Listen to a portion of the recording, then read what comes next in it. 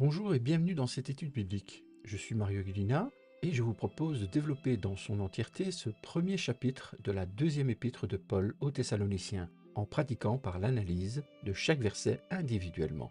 Je vous précise que cette étude se base sur des critères bibliques et non sur des révélations personnelles ou spirituelles, mais uniquement sur des données vérifiables dans la Bible et qui ne sont pas exhaustives, car il y aura toujours quelque chose à rajouter selon la connaissance des différents auditeurs.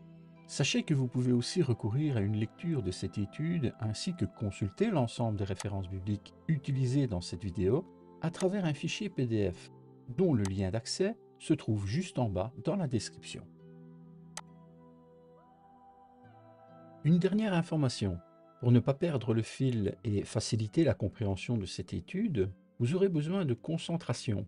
Je vous invite à choisir un lieu paisible pour pouvoir suivre visuellement la lecture du texte biblique au fur et à mesure que l'on avance dans l'explication. Pour cela, vous avez différentes possibilités, soit l'écran de votre ordinateur, celui de votre télévision, ou encore directement dans votre Bible. Aujourd'hui, nous aurons 12 versets à parcourir. Ils nous permettront de comprendre le début de ce message faisant partie d'une série de 3 chapitres, mais d'abord, faisons une petite introduction. Ce premier chapitre fait partie d'une lettre de suivi et de correction faisant suite à la première épître écrite par l'apôtre Paul aux chrétiens de Thessalonique, une ville grecque de Macédoine. Paul leur écrit pour les encourager à rester fermes dans l'espérance du retour du Seigneur Jésus-Christ, car il sait qu'ils sont persécutés à cause de leur foi. Dans ce nouveau chapitre, Paul commence par leur adresser des salutations et des actions de grâce. Il leur exprime sa fierté et sa joie pour leur foi, leur amour et leur persévérance au milieu des tribulations. Il les assure que Dieu est juste et qu'il rendra à chacun selon ses œuvres, en punissant les persécuteurs et en glorifiant les persécutés. Il les exhorte à demeurer dignes de leur vocation céleste, en attendant la venue du Seigneur Jésus-Christ avec ses puissants anges.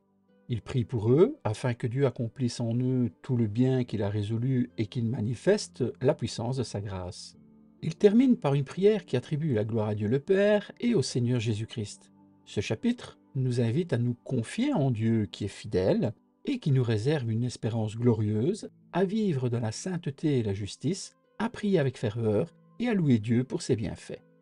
Avant de commencer, je te remercie, Père, pour nous permettre de continuer à grandir dans la foi comme tu l'as permis à d'autres avant nous. Je suis reconnaissant de ta bonté, mais aussi de ta justice, car nous savons que le jour venu, tu rendras à chacun selon ses actes. Je prie, Seigneur, pour que tu accordes l'accomplissement des bonnes œuvres se trouvant dans le cœur de tes enfants fidèles et obéissants.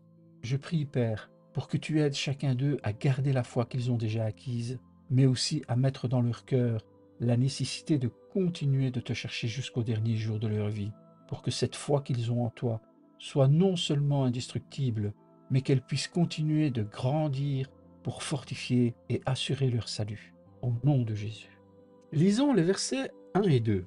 Il dit ceci: Paul et Sylvain et Timothée à l'église des Thessaloniciens, qui est en Dieu notre Père et en Jésus-Christ le Seigneur. Que la grâce et la paix vous soient données de la part de Dieu notre Père et du Seigneur Jésus-Christ. Ce premier verset fait partie de l'introduction de la deuxième lettre de Paul aux Thessaloniciens, qui est une église fondée par l'apôtre lors de son deuxième voyage missionnaire. Paul écrit cette lettre pour les encourager à rester fermes dans la foi, malgré les persécutions, pour les corriger sur certains points concernant le retour du Seigneur, et pour les exhorter à travailler et à marcher selon les commandements de Dieu. Ce verset se compose de 2 sujets, l'identification des auteurs et celle des destinataires. Pour les auteurs, nous avons Paul et Sylvain et Timothée, qui sont 2 des 3 compagnons de Paul avec Silas, qui ont participé à l'évangélisation des Thessaloniciens. L'identité des destinataires est à l'Église des Thessaloniciens, qui est en Dieu notre Père et en Jésus-Christ le Seigneur. Ceci montre le lien étroit entre les croyants et Dieu, ainsi que leur appartenance à la communauté chrétienne. Ce premier verset présente les caractéristiques essentielles de la lettre de Paul aux Thessaloniciens. Il s'agit d'une lettre inspirée par Dieu, écrite par Paul et ses collaborateurs, adressée à une église locale, mais qui a une portée universelle. Il s'agit d'une lettre pastorale qui exprime l'amour, la sollicitude et l'autorité de Paul envers ses enfants spirituels. Il s'agit d'une lettre théologique qui révèle la grâce et la paix de Dieu, qui sont les sources de la vie chrétienne, et qui annonce la venue du Seigneur Jésus-Christ, qui est l'espérance des croyants. Ce verset nous rappelle que nous sommes appelés à faire partie de l'Église de Dieu, qui est une famille spirituelle unie par la foi en Christ. Il nous exhorte à recevoir la grâce et la paix de Dieu, qui sont les dons de son amour et de sa miséricorde. Il nous encourage à écouter la parole de Dieu, qui est transmise par ses serviteurs fidèles, et qui nous enseigne sa volonté et son plan pour nous. En conclusion, ce premier verset introduit le thème et le ton de la lettre de Paul aux Thessaloniciens. Il nous appelle à nous réjouir de notre salut en Dieu notre Père et le Seigneur Jésus-Christ, ainsi qu'à nous préparer à sa venue glorieuse. Le verset 2 est un verset très court. Il se compose d'une salutation qui dit « Que la grâce et la paix vous soient données ». C'est une formule habituelle que Paul et ses compagnons utilisent pour exprimer leur vœu de bénédiction aux croyants, en leur souhaitant la grâce et la paix qui vient de Dieu et de son Fils. Le terme « grâce » signifie que Dieu accorde son amour et sa faveur imméritée aux pécheurs, en leur offrant le salut et la sanctification par Jésus-Christ. Le terme « paix » indique que Dieu établit la relation brisée entre lui et les hommes, en leur donnant le pardon et la réconciliation par Jésus-Christ. Le verset 2 précise que la grâce et la paix viennent de la part de Dieu notre Père et du Seigneur Jésus-Christ, qui sont unis dans le dessein et l'œuvre du salut. Le terme « Père » annonce que Dieu est la source et l'origine de toutes choses, et qu'il a adopté les croyants comme ses enfants par Jésus-Christ. Le terme « Seigneur » désigne que Jésus-Christ est le Maître et le Souverain de toutes choses, et qu'il a racheté les croyants par son sang versé à la croix. Ce verset nous rappelle que nous sommes appelés à vivre de la grâce et de la paix de Dieu, qui sont les dons de son amour et de sa miséricorde. Il nous exhorte à reconnaître et à louer Dieu notre Père et le Seigneur Jésus-Christ, qui sont la source et le fondement de notre salut. Il nous encourage à recevoir et à partager la grâce et la paix de Dieu, qui sont les marques de notre communion avec lui et avec les autres croyants. En conclusion, ce verset 2 exprime les vœux de bénédiction de Paul et de ses compagnons aux Thessaloniciens.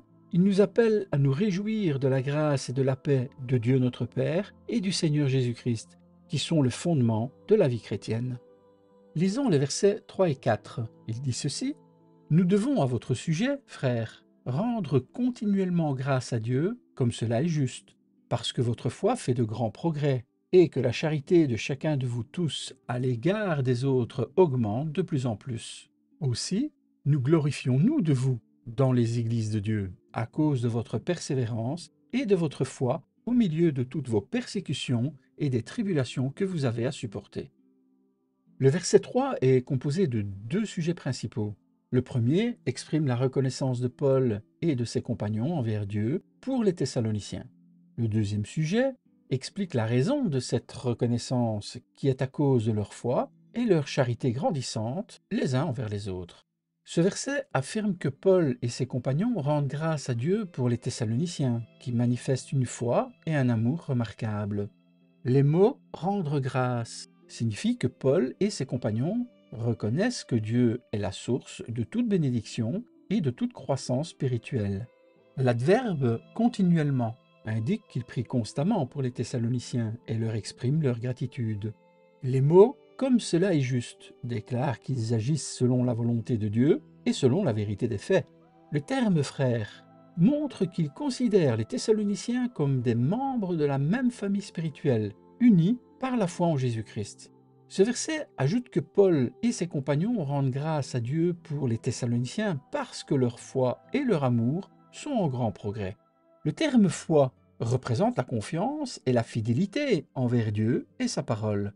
La formule « fait de grands progrès » veut dire que la foi des Thessaloniciens est de plus en plus forte et vigoureuse, malgré les épreuves et les oppositions. Le terme « charité » exprime l'affection et le service envers les autres croyants. Les mots « augmentent de plus en plus » notifient que l'amour des Thessaloniciens est de plus en plus généreux et débordant, sans distinction ni partialité. Ce verset nous rappelle que nous devons rendre grâce à Dieu pour nos frères et sœurs en Christ, qui sont les fruits de son œuvre et les témoins de sa grâce. Il nous exhorte à croître dans la foi et dans l'amour, qui sont les marques de notre appartenance à Dieu et à son royaume. Il nous encourage à prier les uns pour les autres et à nous soutenir mutuellement, surtout dans les temps difficiles. En conclusion, ce verset 3 exprime la reconnaissance de Paul et de ses compagnons envers Dieu pour les Thessaloniciens, qui manifestent une foi et un amour remarquables. Il nous appelle à imiter leur exemple, à nous réjouir de la grâce et de la paix de Dieu notre Père et du Seigneur Jésus-Christ, qui sont les sources de la vie chrétienne. Le verset 4 se compose d'une seule phrase. Il s'agit d'un témoignage que Paul rend aux Thessaloniciens en les félicitant pour leur persévérance et leur foi. Paul exprime qu'il se glorifie de ces deux vertus chez les Thessaloniciens, ce qui signifie qu'ils reconnaissent qu'ils sont un motif de joie et de reconnaissance pour eux. La formule dans les églises de Dieu indique que Paul et ses compagnons partagent leur expérience avec les autres croyants, qui font partie de la même famille spirituelle. Il veut ainsi faire connaître aux autres églises l'exemple des Thessaloniciens, qui sont fidèles au Seigneur malgré toutes leurs persécutions et leurs tribulations.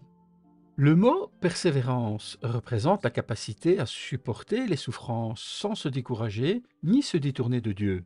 Pour la foi, comme nous l'avons vu, elle signifie de faire confiance en Dieu et à sa parole, qui donne la force et l'espérance. Le terme persécution indique que les Thessaloniciens sont victimes de la haine et de la violence de la part de ceux qui rejettent l'Évangile. Le mot tribulation notifie que les Thessaloniciens sont confrontés à des difficultés et à des épreuves de toutes sortes. Ce verset nous révèle la fierté et la joie de Paul envers les Thessaloniciens. Il leur rend témoignage qu'ils ont une persévérance admirable et une foi débordante. Ce sont là les deux particularités qui identifient les vrais croyants. Par ce passage, il leur montre qu'il se réjouit de leur bien spirituel, qu'il respecte leur maturité en Christ et qu'il apprécie leur fraternité avec lui. Dans ce verset, Paul nous rappelle que nous devons nous glorifier de nos frères et sœurs en Christ, qui sont les témoins de la puissance et de la fidélité de Dieu. Il nous exhorte à persévérer et à croire en Dieu, qui nous soutient et nous délivre au milieu de toutes nos persécutions et tribulations. Il nous encourage à nous réconforter et à nous édifier les uns les autres, en partageant nos expériences et nos espérances. En conclusion, ce verset 4 est un témoignage que Paul et ses compagnons rendent aux Thessaloniciens. Il leur reconnaît une persévérance admirable et une foi fortifiée au milieu de leurs persécutions et tribulations. Il leur exprime ainsi son bonheur à cause de leur fermeté devant Dieu. Il nous invite à prendre conscience de l'évolution spirituelle des autres frères et sœurs et à suivre son exemple d'encouragement et de soutien fraternel. Lisons les versets 5 à 8. Il dit ceci: « C'est une preuve du juste jugement de Dieu, pour que vous soyez jugés dignes du royaume de Dieu, pour lequel vous souffrez. Car il est de la justice de Dieu de rendre l'affliction à ceux qui vous affligent, et de vous donner à vous qui êtes affligés du repos avec nous, lorsque le Seigneur Jésus apparaîtra du ciel avec les anges de sa puissance, au milieu d'une flamme de feu, pour punir ceux qui ne connaissent pas Dieu et ceux qui n'obéissent pas à l'évangile de notre Seigneur Jésus. » Le verset 5 se compose d'une seule phrase. Il s'agit d'une affirmation que Paul fait aux Thessaloniciens, en leur donnant une perspective divine sur leurs souffrances. Il leur dit que leurs persécutions et leurs tribulations sont une preuve du juste jugement de Dieu, c'est-à-dire un témoignage de sa justice et de sa fidélité. Il leur dit aussi que ces souffrances ont pour but de les rendre dignes du royaume de Dieu, ou encore aptes à participer à la gloire et à la joie de son règne. Ensuite, il leur dit que ce royaume est celui pour lequel ils souffrent eux aussi. En d'autres termes, il est celui pour lequel ils partagent le même combat et la même espérance que le Seigneur Jésus-Christ, qui a souffert pour entrer dans sa gloire. Ce verset révèle la sagesse et la consolation de Paul envers les Thessaloniciens. Il leur donne une interprétation positive et encourageante de leur souffrance, ce qui est une preuve permise par Dieu pour éprouver leur foi et leur charité.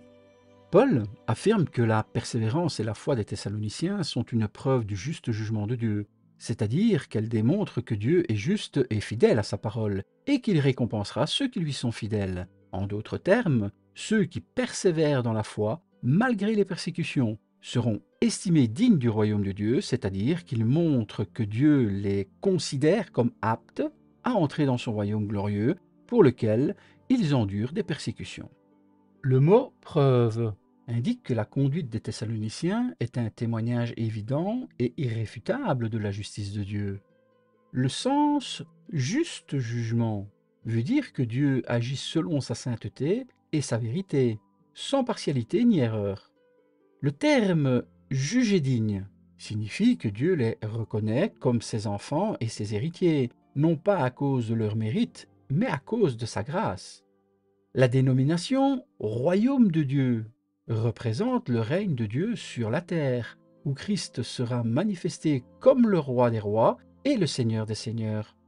Les mots pour lesquels nous font comprendre que les Thessaloniciens souffrent à cause de leur attachement à Dieu et à son évangile, qui sont rejetés par le monde.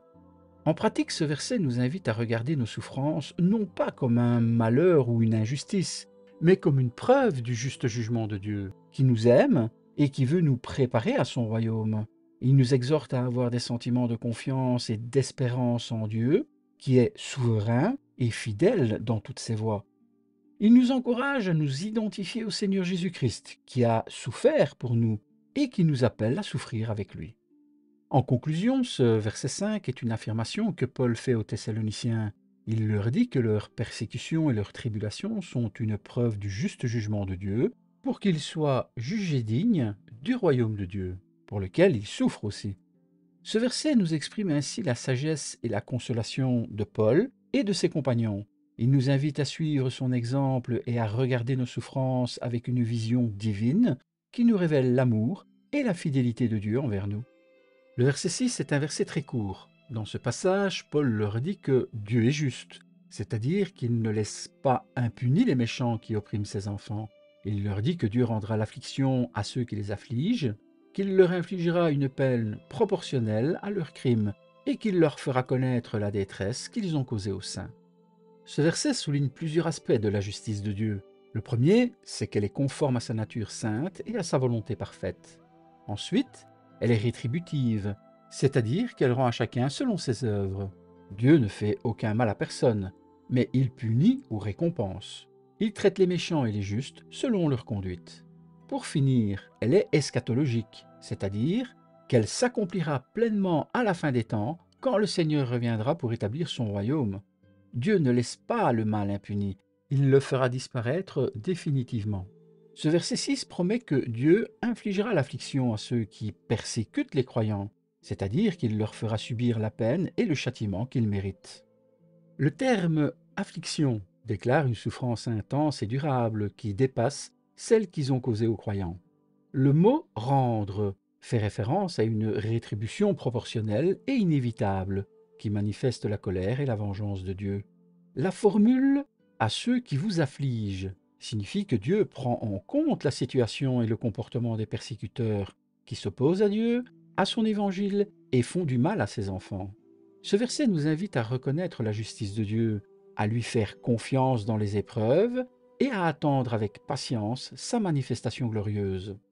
En conclusion, le verset 6 est une affirmation que Paul fait aux Thessaloniciens. Il leur dit que Dieu est juste et qu'il rendra l'affliction à ceux qui les affligent lors du retour de Jésus-Christ. Il leur exprime ainsi sa confiance et sa consolation. Le verset 7 est la continuité du verset 6.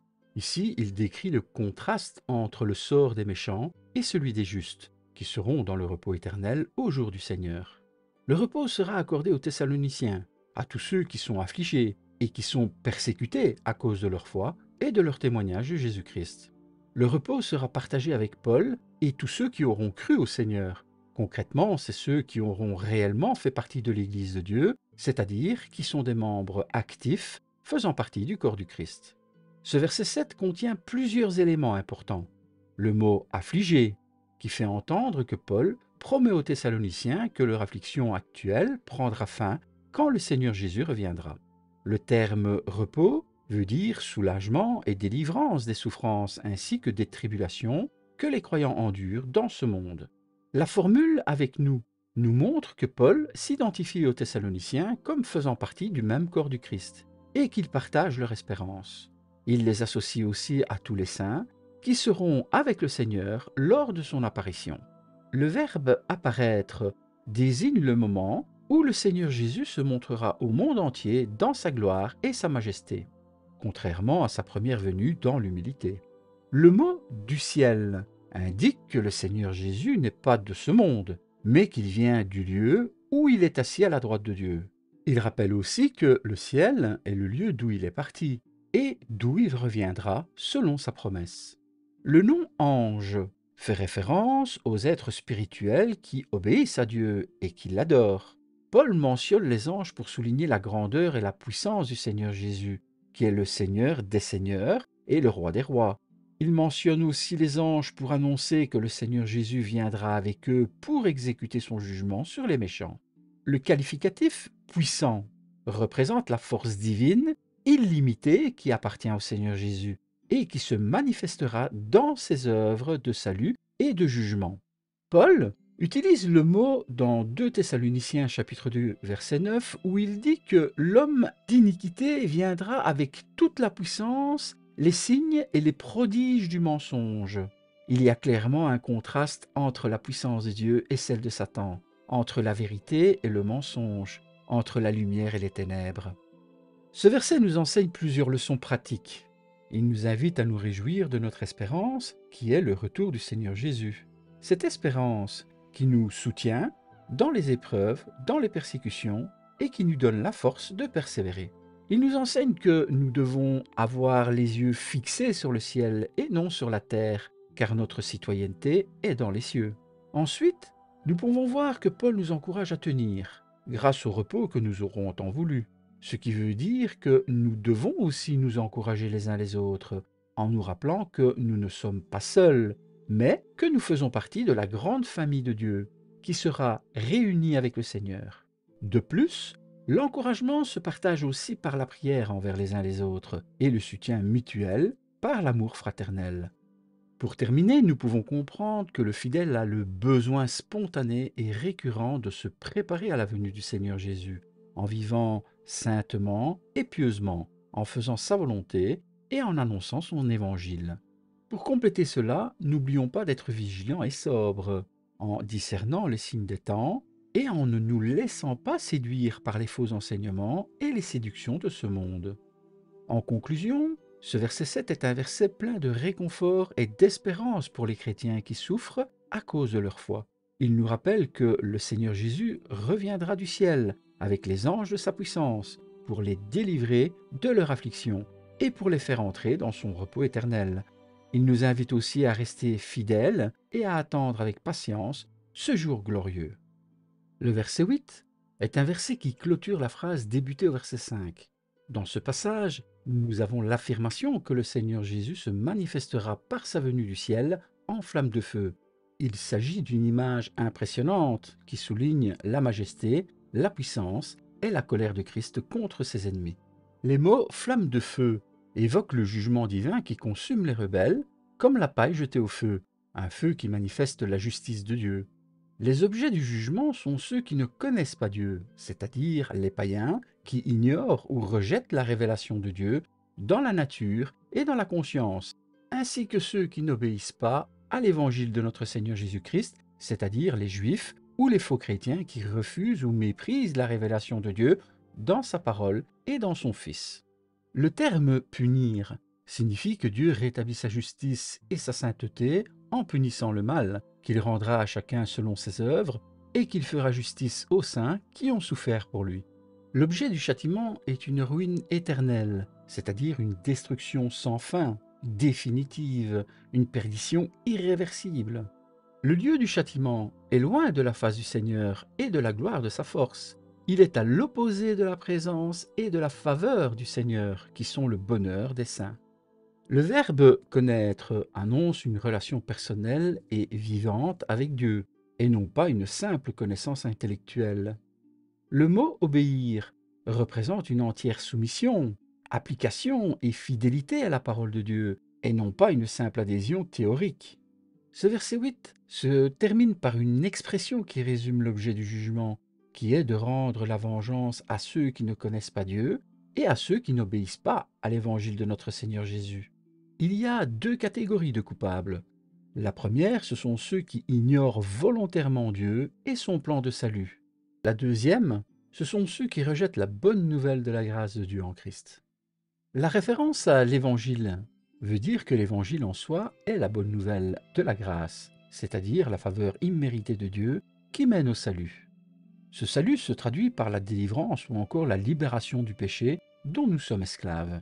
En fait, il contient les commandements de Dieu pour une vie sainte et non pas de simples propositions ou suggestions. La formule Notre Seigneur Jésus exprime que l'Évangile est centré sur la personne et l'œuvre de Christ, ainsi que sa parole qui nous a été transmise. Ce verset nous rappelle la gravité du péché, la nécessité de se repentir et de croire en Jésus-Christ pour être sauvé de la colère à venir. Il nous exhorte à annoncer l'Évangile avec zèle et courage, en sachant que Dieu jugera ceux qui le refusent. Il nous console aussi en nous assurant que Dieu vengera nos souffrances et il nous fera participer à sa gloire quand il reviendra. En conclusion, le verset 8 nous révèle le jugement de Dieu sur les méchants, qui sera accompli par le Seigneur Jésus lors de son apparition à sa seconde venue. Ce verset nous montre la sainteté, la justice et la puissance de Dieu qui ne laissera pas le mal impuni, mais qui manifestera sa gloire en faisant triompher son Fils et ses saints. Ce verset nous invite aussi à nous examiner nous-mêmes, à nous repentir de nos péchés, à croire en Jésus-Christ, à lui obéir, à lui rendre témoignage et à attendre sa venue avec crainte et joie. Lisons les versets 9 et 10. Il dit ceci: « Ils auront pour châtiment une ruine éternelle, loin de la face du Seigneur et de la gloire de sa force, lorsqu'il viendra pour être en ce jour-là glorifié dans ses saints et admiré dans tous ceux qui auront cru, car notre témoignage auprès de vous a été cru. » Ce verset 9 nous partage une affirmation sur le sort que subiront les incrédules par le Seigneur Jésus-Christ lors de son retour glorieux. Il annonce une peine éternelle, c'est-à-dire un châtiment sans rémission. Il s'agit d'une expression forte qui souligne la gravité du péché et de la justice de Dieu. Le terme ruine déclare que la punition est proportionnelle à la faute et qu'elle cause de la souffrance et du regret. Le mot éternel indique que la punition est sans fin, irréversible et définitive. La formule « loin de la face du Seigneur » implique que les infidèles à Dieu seront privés de sa communion et de sa faveur. Paul ajoute que les incrédules seront séparés de la présence du Seigneur et de la puissance de sa gloire. Il s'agit d'une expression qui souligne la misère et la perte des mécréants. Le mot « gloire » montre que les impies seront privés de la beauté et de la majesté de Dieu. Le terme « force » signifie que les injustes seront privés de la protection et de la bénédiction de Dieu. Ce verset nous rappelle la gravité du péché, la nécessité de se repentir et de croire en Jésus-Christ pour être sauvé de la colère à venir. Il nous exhorte à annoncer l'Évangile avec zèle et courage, en sachant que Dieu jugera ceux qui le refusent. Il nous console aussi en nous assurant que Dieu délivrera les croyants de la peine éternelle et les fera participer à sa présence et à sa gloire quand il reviendra. En conclusion, le verset 9 révèle la justice et la miséricorde de Dieu qui se manifestera à la seconde venue du Christ. Il nous appelle à nous préparer à ce jour en nous attachant à Dieu et à son évangile. Le verset 10 fait suite au verset 9 qui révèle la conséquence du jugement de Dieu pour les mécréants qui subiront une ruine éternelle. Il se compose de deux parties. La première indique le sujet de la gloire. Il nous dit qu'il sera glorifié. Cela signifie recevoir de l'honneur, de la louange et de la reconnaissance. Le lieu de sa gloire est dans ses saints, c'est-à-dire dans ceux qui lui appartiennent, qui sont sanctifiés par lui et qui lui sont consacrés. Le terme glorifié indique que Christ sera reconnu et loué par sa majesté, sa puissance et son amour. La deuxième partie nous indique l'objet de l'admiration. Il nous dit qu'il sera glorifié dans ses saints. Il nous indique le lieu de l'admiration qui est dans tous ceux qui auront cru, c'est-à-dire dans tous ceux qui ont mis leur confiance en lui, qui ont accepté son évangile et qui ont obéi à sa parole. La préposition « dans » nous montre que le Christ partagera sa gloire avec ses saints qui seront transformés à son image. Les mots « ses saints » désignent les croyants qui sont séparés du monde et consacrés à Dieu. Le verbe « admirer » annonce que Christ sera honoré et célébré pour son œuvre de salut et de sanctification. La deuxième préposition « dans » représente le Christ au centre de l'attention et de l'adoration de ses rachetés. La formule tous ceux qui auront cru fait référence aux croyants, c'est-à-dire ceux qui ont répondu à l'appel de Dieu et qui ont persévéré dans la fidélité. Ce verset se termine par une parenthèse qui rappelle le travail d'évangélisation de Paul et de ses compagnons auprès des Thessaloniciens. Il nous informe que le témoignage qu'ils ont donné a été cru. Il s'agit de valoriser la responsabilité et la joie des messagers de l'Évangile qui ont annoncé la parole de Dieu avec fidélité et efficacité. Le terme témoignage signifie que Paul et ses compagnons ont rendu compte de la vérité et de la puissance de l'Évangile. Les mots auprès de vous impliquent que Paul et ses compagnons ont eu une relation personnelle et affectueuse avec les Thessaloniciens. Le terme a été cru indique que les Thessaloniciens ont accueilli l'Évangile avec foi et reconnaissance. Ce verset nous rappelle la grâce et la gloire de Dieu qui se manifestera à la seconde venue de Christ. Il nous exhorte à persévérer dans la foi et dans la sainteté en attendant ce jour avec espérance et joie. Il nous encourage aussi à annoncer l'Évangile avec fidélité et amour, en sachant que Dieu glorifiera ceux qui ont cru en lui. En conclusion, le verset 10 est un verset réconfortant et encourageant, qui nous révèle la gloire de Dieu pour ses saints, qui sera manifestée par le Seigneur Jésus lors de son apparition. Ce verset nous montre la grâce, la bonté et la puissance de Dieu, qui a fait de nous ses enfants, ses héritiers et ses fidèles. Il nous invite aussi à nous réjouir de notre salut, à nous sanctifier de plus en plus, à nous attacher à Jésus-Christ et à attendre sa venue avec foi et amour. Lisons les versets 11 et 12. Il dit ceci: « C'est pourquoi aussi nous prions continuellement pour vous, afin que notre Dieu vous juge digne de la vocation, et qu'il accomplisse par sa puissance tous les desseins bienveillants de sa bonté et l'œuvre de votre foi, pour que le nom de notre Seigneur Jésus soit glorifié en vous, et que vous soyez glorifiés en lui, selon la grâce de notre Dieu et du Seigneur Jésus-Christ. » Le verset 11 est une prière de l'apôtre Paul pour les Thessaloniciens. Après avoir décrit la situation des chrétiens persécutés et le jugement des méchants, Paul exprime son désir à Dieu pour qu'il accomplisse son œuvre en eux et les rende dignes de son appel. Paul emploie des termes affectueux pour exprimer son amour et sa sollicitude envers les Thessaloniciens. Il dit qu'il prie continuellement pour eux, ce qui signifie qu'il ne cesse de les porter devant le trône de la grâce. Il dit aussi qu'il prie afin que, ce qui renvoie au verset précédent, où il parle du retour du Seigneur Jésus-Christ, de sa gloire manifestée dans ses saints et de l'admiration qu'il suscitera dans tous ceux qui auront cru. Paul prie sans cesse pour que les Thessaloniciens soient prêts pour ce jour-là et qu'ils participent à la gloire de leur Seigneur. Ensuite, nous avons l'objet de la prière. Paul demande à Dieu deux choses pour les Thessaloniciens: qu'il les juge dignes de la vocation, c'est-à-dire qu'il les approuve et les confirme dans l'appel qu'il leur a adressé à la foi et au salut, et qu'il accomplisse par sa puissance tous les desseins bienveillants de sa bonté et l'œuvre de la foi, c'est-à-dire qu'il réalise pleinement en eux le dessein de sa grâce et qu'il manifeste la puissance de son esprit dans leur vie chrétienne. Ce verset révèle la gratitude et l'intercession de Paul envers les Thessaloniciens. Il demande à Dieu de les aider à répondre à leur appel et à accomplir leur service, ce qui sont des marques d'amour et de sollicitude. Il leur montre ainsi qu'il se soucie de leur bien spirituel. Il nous enseigne l'importance et la nécessité de la prière dans la vie chrétienne. Il nous invite à rendre grâce à Dieu pour nos frères et sœurs en Christ, qui sont ses œuvres merveilleuses, ainsi que de compter sur la puissance de Dieu, en sachant que c'est lui qui nous donne la force de vivre selon sa volonté et de surmonter les difficultés et les tentations. Il nous invite à nous laisser conduire par son esprit, qui nous enseigne, nous console et nous aide dans nos faiblesses. Il nous suggère de rendre gloire à Dieu pour tout ce qu'il a fait, qu'il fait et qu'il fera en nous par sa parole et son esprit.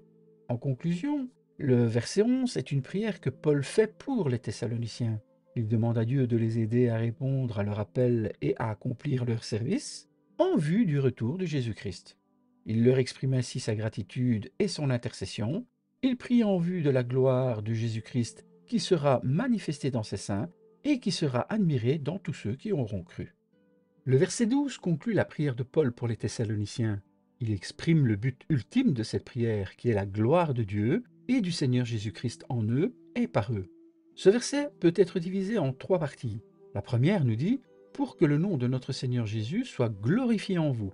Ce passage exprime le premier aspect de la gloire de Dieu et du Seigneur Jésus-Christ, qui est la manifestation de leur puissance et de leur grâce envers les croyants. Le nom de Jésus représente sa personne, son autorité et son œuvre salvatrice. Le fait que ce nom soit glorifié en eux signifie qu'ils sont les témoins et les bénéficiaires de son action dans leur vie, et qu'ils rendent honneur par leur conduite et leur témoignage. La deuxième nous dit « et que vous soyez glorifiés en lui ». Cette autre partie révèle le second aspect de la gloire de Dieu et du Seigneur Jésus-Christ, qui est la participation des croyants à leur gloire. Le fait qu'ils soient glorifiés en lui signifie qu'ils sont associés à son règne et à son héritage, et qu'ils partagent sa nature et sa splendeur. Cette gloire est à la fois présente et future, car les croyants sont déjà enfants de Dieu et cohéritiers de Christ, mais ils attendent aussi la révélation de leur gloire lors de son retour. Pour finir, cette troisième partie nous dit « selon la grâce de notre Dieu et du Seigneur Jésus-Christ ». Ceci dévoile la source et le fondement de la gloire de Dieu et du Seigneur Jésus-Christ, qui est la grâce, c'est-à-dire le don immérité et généreux de Dieu envers les hommes. La grâce de Dieu et du Seigneur Jésus-Christ est la cause de leur salut, de leur sanctification et de leur glorification. La grâce est aussi la motivation de leur gratitude, de leur obéissance et de leur louange envers Dieu.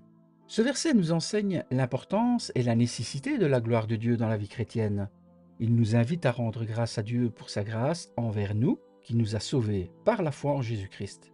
Il nous exhorte à vivre d'une manière digne de l'Évangile, en faisant briller la lumière de Christ dans le monde. Il nous encourage à aimer le Seigneur Jésus-Christ en le reconnaissant comme notre Seigneur et notre Sauveur. En conclusion, ce verset 12 est un résumé que Paul tire de sa prière pour les Thessaloniciens. Il leur annonce que le nom de notre Seigneur Jésus sera glorifié en eux et en lui, selon la grâce de notre Dieu et du Seigneur Jésus-Christ. Ce verset nous enseigne que notre vie chrétienne est une réponse à l'appel de Dieu, qui nous invite à partager sa gloire et à la refléter dans le monde. Il nous invite à suivre son exemple et à rendre grâce à Dieu pour sa grâce envers nous et à vivre pour la gloire de son nom. Et bien voilà, c'est terminé pour cette étude biblique du premier chapitre de la deuxième lettre de Paul aux Thessaloniciens. La prochaine fois, nous étudierons en détail le deuxième chapitre. En attendant, je vous dis à la prochaine et surtout, soyez abondamment bénis et que la paix demeure toujours avec vous au nom de Jésus.